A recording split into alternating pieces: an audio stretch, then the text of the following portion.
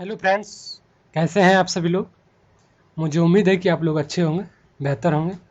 तो चलिए, आज का जो हम लोग टॉपिक है उस पर चलते हैं। लेकिन उससे पहले, यदि आपने हमारे चैनल को सब्सक्राइब नहीं किया है तो आप सबसे पहले आप चैनल को सब्सक्राइब कर लें, और जो पहले से करके रखे हैं तो उसके लिए धन्यवाद।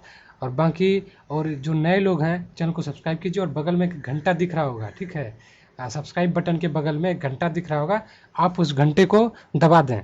घंटे दबाने से आपको फ़ायदा यही मिलेगा कि मैं जैसे ही इस चैनल पर वीडियो अपलोड करूँगा, आपको नोटिफिकेशन चले जाएगा, तो जिससे आपको पता चल जाएगा कि इस चैनल पर वीडियो आ चुका है, और आप आसानी से तैयारी कर सकते हैं। तो बाकी चलिए, ज़्यादा बात ना करते हुए मैं अपने टॉपिक पर आता हूँ। दोस्तों, आज का टॉपिक है विष के दांत। नलिन बिलोचन शर्मा द्वारा लिखित एक स्टोरी है, व्यंग्यात्मक कहानी है, जिसका मैंने पार्ट 1 अपलोड कर दिया हुआ है चैनल पे। आप देख लें, नहीं देखे हैं तो मैं यहाँ पे एक आई बटन आएगा, वहाँ पे मैं एक लिंक दे दूँगा, आप उस पर क्लिक करके वो पहला वीडियो देख लें। क्योंकि पहला वीडियो देखने के बाद तभी ये दूसरा वीडियो आपको समझ में आएगा, क्योंकि मैं पूरा कहानी पढ़ने जा रहा हूँ, और एक वीडियो मैं लॉन्च कर चुका हूँ, अपलोड कर चुका हूँ। तो आप अगर शुरू से कहानी पढ़िएगा, सुनिएगा, तो समझ में कुछ बेहतर आएगा, ठीक है। तो देख लीजिए पहला वीडियो, ये दूसरा वीडियो है। तो हम लोग कहाँ से समाप्त किए थे? हम लोग बात कर लिए थे कि सेन साहब, उसके साथी जो थे, बात विचार कर रहे थे कि क्या बेटे को क्या करना चाहता है, बेटे को क्या बनाना चाहता है। वो सब बात हो चुका था। तब हम लोग सेकेंड वीडियो पे आते हैं। एक दिन का वाकया है कि ड्राइंग रूम सेन साहब के कुछ दोस्त बैठे गपशप कर रहे थे। हाँ, गपशप तो कर ही रहे थे। उनमें एक साहब साधारण हैसियत के अखबार नवीस थे। अखबार नवीस मतलब पत्रकार होता है। कहाँ गया अखबार नवीस? हाँ, उसमें से एक साहब जो था एकदम साधारण, मतलब सिंपल, उसका हैसियत समझिए बिल्कुल लोअर कैटेगरी का था, ठीक है ना। बट वो क्या थे? एक पत्रकार थे, अखबार नवीस थे। सेनों के दूर सेन साहब, यानी सेन साहब के दूर के रिश्तेदार भी होते थे। साथ में उनका लड़का भी था, जो था तो खोखा से ही छोटा, पर बड़ा समझदार और होनहार मालूम पड़ता था। और किसी ने उसकी कोई हरकत देखकर उसकी कुछ तारीफ कर दी, और उन साहब से पूछा कि बच्चा स्कूल तो जाता ही होगा। इसके पहले कि पत्रकार महोदय कुछ जवाब देते, सेन साहब शुरू किया, मैं तो खोखा को इंजीनियर बनाने जा रहा हूँ। और वे ही बातें दोहराकर थकते नहीं थे। यानी कहा जा रहा है इस वीडियो में, सॉरी, इस चैप्टर में, कि ड्राइंग रूम में सेन साहब और उसके दोस्त बैठकर आपस में बातचीत कर रहे थे। उनमें से एक साहब जो था, वो बिल्कुल नॉर्मल इंसान था, जो क्या था, एक पत्रकार था पेशे से। और सेन साहब के दूर के रिश्तेदार भी होते थे, जो, और साथ में उनका लड़का भी था। किनका लड़का? यानी यही पत्रकार के लड़के भी थे, जो, और जो खोखा से छोटा था, ठीक है, पर बड़ा समझदार था और होनहार भी मालूम पड़ता था। तो किसी ने उसकी कोई हरकत देखकर उसकी कुछ तारीफ करती, नहीं, कोई हरकत कर देता है तो उसका तारीफ करता है, वाह क्या बात है, इतना शानदार। तो थोड़ा सा हरकत था, हरकत उसका बढ़िया होगा, इसीलिए कुछ स्पेशल तारीफ किया। बट उन साहब से पूछा कि बच्चा स्कूल तो जाता ही होगा। किन साहब से? यानी कि यही पत्रकार साहब से पूछा कि बच्चा तो स्कूल जाता ही होगा ना। तो इससे पहले वो साहब, मतलब कि पत्रकार साहब कुछ बोलते, उससे पहले ही कौन, सेन साहब शुरू कर दिया अपना प्रवचन, मैं तो खोखा को इंजीनियर बनाने जा रहा हूँ। और वो ये सब बातें दोहरा कर थकते ही नहीं थे, इतना बड़ाई कर रहा था अपने बेटे का, ठीक है। पत्रकार महोदय चुप मुस्कुराते रहे, वो बेचारा क्या करेगा, चुप के चुप सुन रहा है, मुस्कुरा रहे अंदर अंदर। जब उनसे फिर पूछा गया कि अपने बच्चे के विषय में उनका क्या ख्याल है, किससे पूछा गया? पत्रकार साहब से। सेन साहब ने पूछा जब कि आप अपने बच्चे के विषय में उनका क्या ख्याल है, तब उन्होंने कहा, मैं तो चाहता हूँ कि वह जेंटलमैन जरूर बने, और जो कुछ बने उसका काम है, मेरी तरफ से पूरी आज़ादी रहेगा। और मैक्सिमम गार्जियन, माता पिता का यही होना चाहिए कि अपने बच्चों को अपने ऊपर छोड़ दें। वो जिस फील्ड में उनकी इच्छा होती है आगे बढ़ने की, उसी फील्ड में उसको प्रोत्साहित करना चाहिए, ना कि अपने मन से उसे चलाना चाहिए। किसी को डॉक्टर बनना है तो उसको डॉक्टर बनने के लिए ही प्रोत्साहित किया कीजिए, आप इंजीनियर बनने के लिए नहीं। इससे क्या होगा, वो उसके अंदर हरासमेंट आएगा उस, ठीक है। तो जब वो उसके पिता मतलब कि पिता कौन, यानी पत्रकार साहब, वो तो सिंपल वे में बोल दिए कि मैं अपने बेटे को जो भी बनाऊंगा वो बेटे का मर्जी है, बेटा जो बनना चाहेगा। मैं तो चाहता हूँ वो जेंटलमैन बने, पर जो कुछ बने मैं उसको सपोर्ट करने के लिए तैयार हूँ। वो उसकी मर्जी है, वो उसके लिए मैं पुनः उसको आज़ादी दिया हूँ, पूरी आज़ादी दे के रखा हूँ कि तुम जो बनना है हम उसमें सपोर्ट करेंगे। बट सेन साहब क्या हुआ ना, इस उत्तर का शिष्ट और प्रच्छन्न व्यंग पर ऐड कर रह गए। तो सेन साहब को मतलब कि ऐठन हो गया कि बाप रे अपने बेटे को इतना छूट, बड़ा एकदम व्यंग्यात्मक आदमी है ये। थोड़ा सा अजय प्रचंड व्यंग पर ऐड कर रहा गया सेन साहब, क्योंकि सेन साहब तो बेटे को अपने हिसाब से बनाना चाहता था, बट पत्रकार साहब क्या है, अपने बेटे को बेटे के अनुसार बनाना चाहता था। तभी बाहर शोरगुल सुनकर सेन साहब उठने लगा। बाहर में कुछ शोरगुल हुआ तो सेन साहब दौड़े कि आखिर क्या बात है। तो उनके मित्रों ने भी उन्हें जाने की इच्छा प्रकट की, जो उनके साथ दोस्त मित्र बैठे हुए थे, उनके साथ बातचीत कर रहे थे, वो भी दौड़ कर गए कि क्या हो रहा है बाहर में। बाहर सेन साहब, सॉरी यहाँ पे साहब होगा, बाहर सेन साहब का सोफर, सोफर का इंग्लिश हिंदी क्या होता है, सोफर मतलब ड्राइवर, हाँ, बाहर जो है सेन साहब का ड्राइवर, सोफर मतलब ड्राइवर होता है। थोड़ा सा किताब देखना पड़ रहा है क्योंकि किताब में शब्दार्थ दिया हुआ है, शब्द निधि। तो सोफर मतलब ड्राइवर होता है।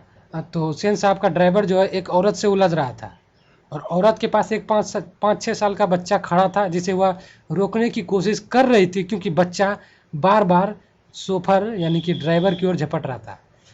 यानी कि बाहर जब शोरगुल हो रहा था तो सेन साहब और उनके मित्र बाहर दौड़े कि आखिर क्या हो रहा है। तो बाहर देखा कि एक महिला जो है ना ड्राइवर से क्या है उलझ रहा था, नहीं सॉरी, ड्राइवर ही एक महिला से उलझ रहा था। अब क्यों उलझ रहा था तो वो आगे पता चलेगा। और औरत के पास देखा कि एक 5-6 साल का बच्चा खड़ा था, और वह बच्चे को वो औरत रोकने की कोशिश कर रही थी, क्योंकि बच्चा बार बार जो है ना ड्राइवर की ओर झपट रहा था। तो सेन साहब को देखकर औरत जो एकदम सहम गई, एकदम स्थिर हो गई। सोफर ने साहब की ओर बढ़कर अदब के साथ कहा, अदब का मतलब क्या होता है, अदब मतलब शिष्टता, यानी कि पूरे शिष्टता मतलब कि शिष्टता से, शिष्टाचार एकदम के साथ कहा, देखिए साहब, मदन गाड़ी को छू रहा था और गाड़ी गंदी हो जाती, मैंने मना किया तो लगने कहने जा जा, तो मैंने तो उसे पकड़कर अलग कर दिया, इस पर मुझको मारने दौड़ा।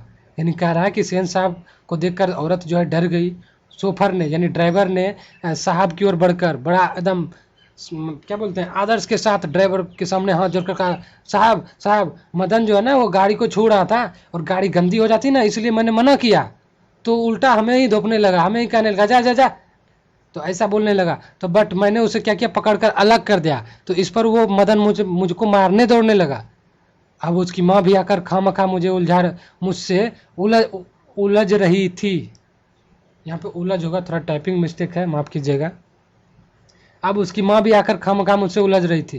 यानी कौन, ड्राइवर बोल रहा है सेन साहब से कि मैं जब मदन को मारने दौड़ा तो उसकी माँ उल्टे मेरे से झगड़ा करने लगी, मुझसे ही उलझ गई।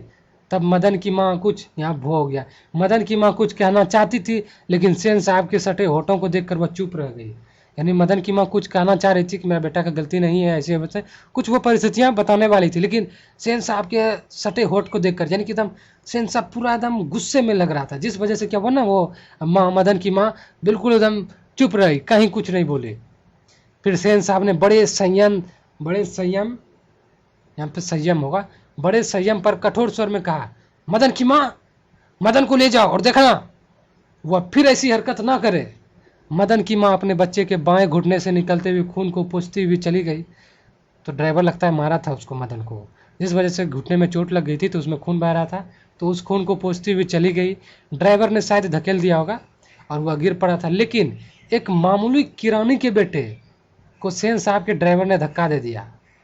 यानी कि कहाँ गया मदन, हाँ, मदन के पिता जो थे वो एक किरानी थे। ऑब्जेक्टिव में सब ध्यान रखिएगा, वैसे ऑब्जेक्टिव में बनाऊंगा तो उसके लिए एक स्पेशल वीडियो आएगा ऑब्जेक्टिव का, टोटल इस चैप्टर से रिलेटेड जितने सारे ऑब्जेक्टिव निकलेंगे वो सारा मैं कवर करूंगा, एक भी नहीं छोड़ूंगा, एक एक ऑब्जेक्टिव। और बिल्कुल मैं किताब से स्वयं ऑब्जेक्टिव निकालूंगा, कोई गेस्ट पेपर नहीं, गेस्ट पेपर में जो क्वेश्चन है ही, बाकी एक्सटर्नल ऑब्जेक्टिव निकालूंगा, ठीक है। तो उसका वीडियो अलग से आएगा। तो ये सब उनके मदन के पिता कौन थे, मामूली किरानी थे, और वो किरानीगिरी जो कहाँ करते थे, सेन साहब के यहाँ ही किया करते थे। तो एक मामूली किरानी के बेटे को सेन साहब के ड्राइवर ने धक्का दे दिया और उसे चोट आ गई। तो आखिर कौन सी ऐसी बात हो गई। ठीक इसी वक्त मोटर के पीछे खटखट की आवाज़ सुनकर सेन साहब लपके। ये सब होने के बाद जो है फिर मोटर के पीछे जो है यानी उनकी गाड़ी जो थी एकदम चमचमाती हुई ब्लैक कार, उसी के पीछे खटखट की आवाज़ सुनकर फिर सेन साहब उधर दौड़ा। ड्राइवर भी दौड़ा, सोफर यानी ड्राइवर भी दौड़ा, और लोग सीढ़ियों से उतरकर अपनी अपनी गाड़ियों की ओर चले, यानी सब अपनी अपनी गाड़ी लेकर आया था, सब अपनी अपनी गाड़ी की तरह की, किसका कोई मेरी गाड़ी के पीछे तो कुछ नहीं कर रहा है। बट वहाँ जब सभी ने देखा तो सेन साहब खोखा को गोद में लेकर उसे हल्की मुस्कुराहट के साथ डांट रहे हैं। जब सेन साहब दौड़ा तो सबसे देखा कि उसका ही बेटा है जो क्या है गाड़ी के साथ खुटखट कुछ उत्पाती कर रहा है। तो वो क्या किया ना, सबकी नज़र में देखने के लिए कि देखो मैं मेरा बेटा अगर गलत कर रहा है तो मैं भी अपने बेटे को डांट रहा हूँ, बट हल्की मुस्कुराहट के साथ डांट रहा है। मतलब वो सिर्फ दिखावे के लिए, मतलब कि वो डांट रहा है, अंदर से वो डांट नहीं रहा, दिखावे के लिए कि उसके दोस्त क्या कहेंगे कि उसका बेटा अगर इसके गाड़ी को कुछ किया तो कितना ही किया, मारने दौड़ा। लेकिन आज इसी का बेटा जब कुछ उत्पाती कर रहा है गाड़ी के साथ तो देखो कितना, मतलब कि नहीं कुछ कर रहा है, इसलिए उस दिखावे के लिए वो मुस्कुराहट के साथ डांट रहा था। मोटर की पिछली बत्ती का लाल शीशा चकनाचूर हो गया था, यानी पिछला हेडलाइट लाल शीशा जो है, लाल शीशा चकनाचूर कर गया था। सेन साहब ने मित्रों को संबोधित करते हुए कहा, देखा आप लोगों ने, बड़ा शरारती हो गया है कासो, मोटर के पीछे हरदम पड़ा रहता है, उसके कल पुर्जे में पता नहीं उसको इतना क्यों दिलचस्पी है, क्या बताऊं, शायद देखना चाह रहा था ये कि आखिर इस बत्ती के अंदर है क्या। देखिए कैसे व्यंग किया, एकदम ट्रैक चेंज कर दिया सेन साहब ने। सेन साहब ने मित्रों को संबोधित करते हुए कहा, देखा आप लोगों ने, बड़ा शरारती हो गया है कासू। दरअसल ये मोटर के पीछे हरदम इसीलिए पड़ा रहता है क्योंकि इस फील्ड में इसको इंटरेस्ट है, इसको कल पुर्जे में इसको इतना दिलचस्पी है कि इसको हमेशा इसके अंदर ये लगा रहता है कि क्या है इसके अंदर। हाँ, जब ये जिसके इस बत्ती को क्यों तोड़ा, लाल शीशा चकनाचूर, क्योंकि इसको जिज्ञासा था जानने का कि आखिर इसके अंदर है क्या। बाकी अगले वीडियो में बात करेंगे क्योंकि वीडियो ज़्यादा लंबा हो जाएगा।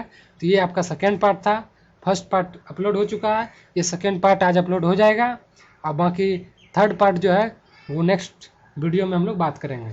लगभग 3 से 4 पार्ट में ये चैप्टर ख़त्म हो जाएगा।